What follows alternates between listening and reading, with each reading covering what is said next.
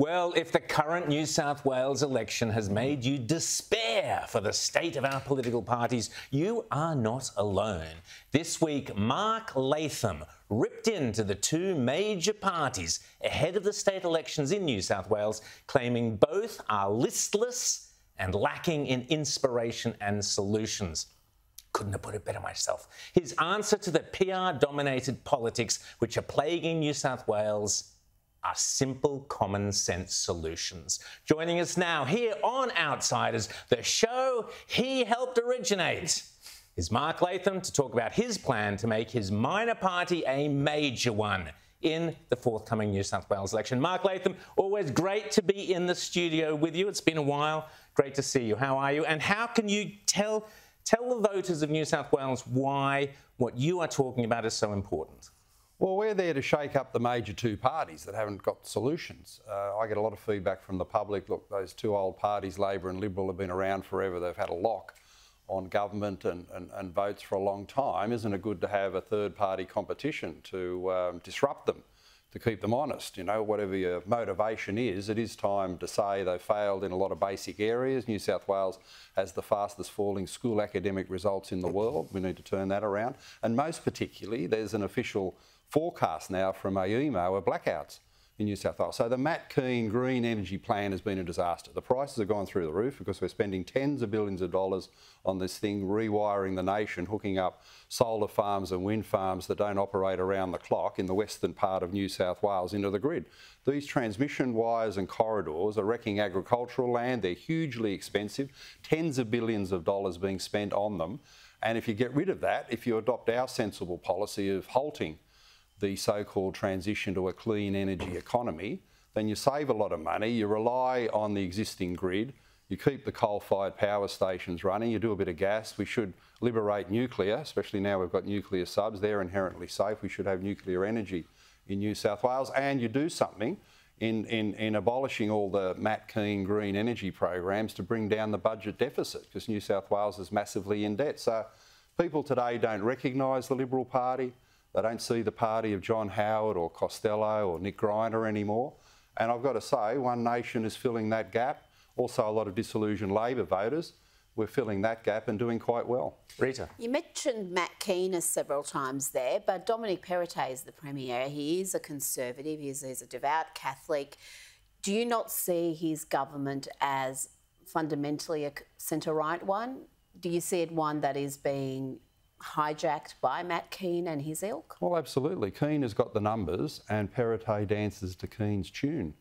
And just yesterday we had the news that the Liberal Party is going to preference the Greens Oh, no. in 2 seats in Sydney, Summerhill and Balmain in return for Green preferences in Port Macquarie. Now, Rita, you can say Perrottet is a Conservative, but how conservative could you possibly be to dance with the Greens? The Greens who would legalise all of the drugs in New South Wales, have gender fluidity teaching in schools, who would destroy coal and gas yesterday.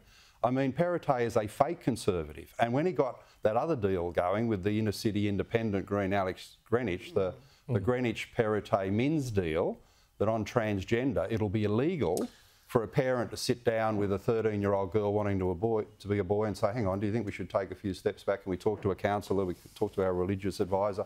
I mean, when that's illegal in New South Wales under Perrottet's policy, he is not a Conservative at all. He is dancing to the Kean tune, and that is with the Greens, preferencing the Greens, green energy.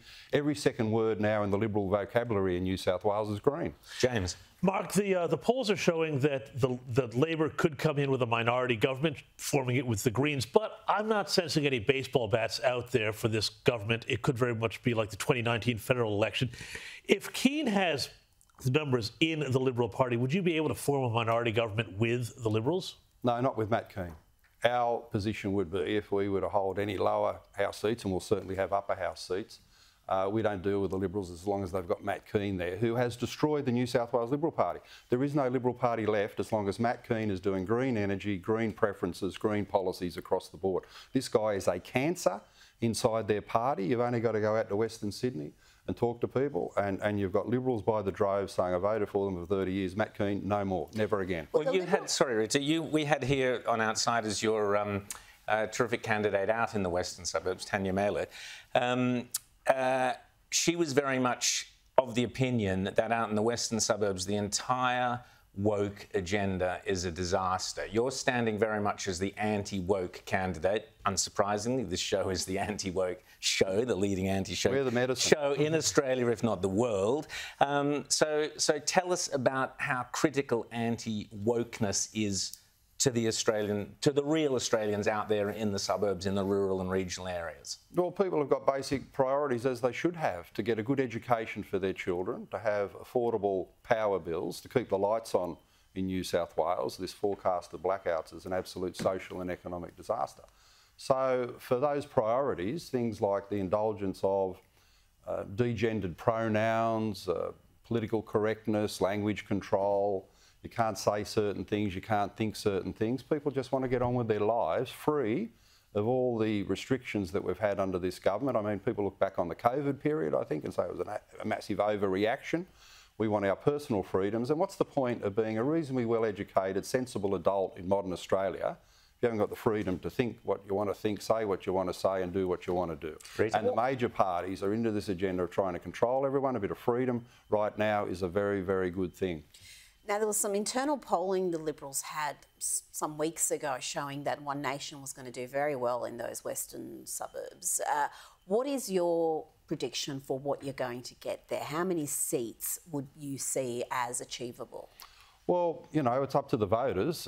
We haven't held seats in the lower house, but I do know in seats like Camden and Leppington and Penrith, Hawkesbury, seats where we're running candidates, and we've got 10 candidates in Western and Southwestern Sydney. All the feedback from our candidates is that people are saying One Nation is there to disrupt the two-party system, disrupt the duopoly, disrupt the past policy failures, and common sense is not so common anymore in our politics, and we're getting support on that basis. So you can only say it's very encouraging.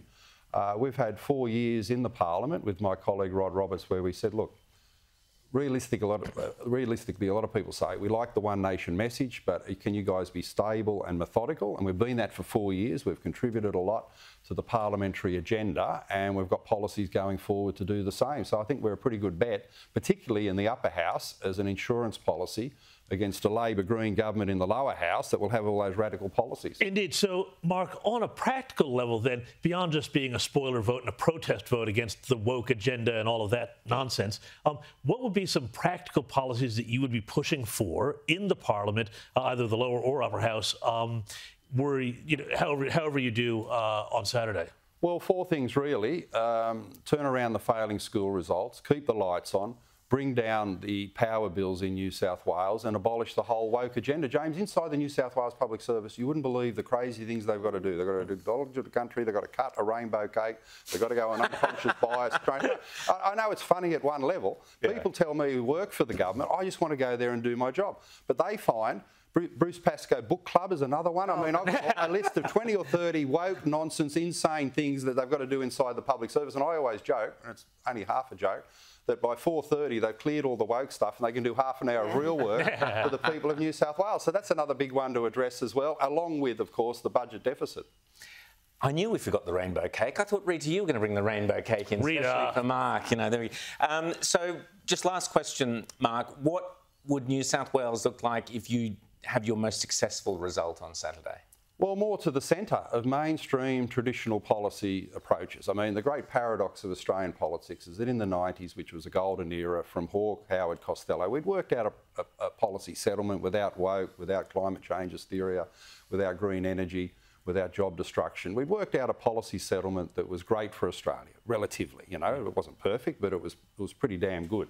And we've lost that. A lot of people say we had it sorted in the 90s. Why have we ever reverted to green woke madness 25 years later? So we want to get back to the things that work. And if you believe in traditional, sensible Australian values and policy approaches, One Nation is your party.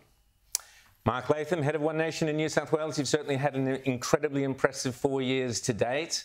Good luck on Saturday. My greatest achievement, Rowan, is this show and the miracle that 6 years later you're still here. I know, Mark. Haven't copied my mentor. What can I say? Fantastic. Mark Latham, as always, outsiders love him. Let's see how it goes at the polls next Saturday.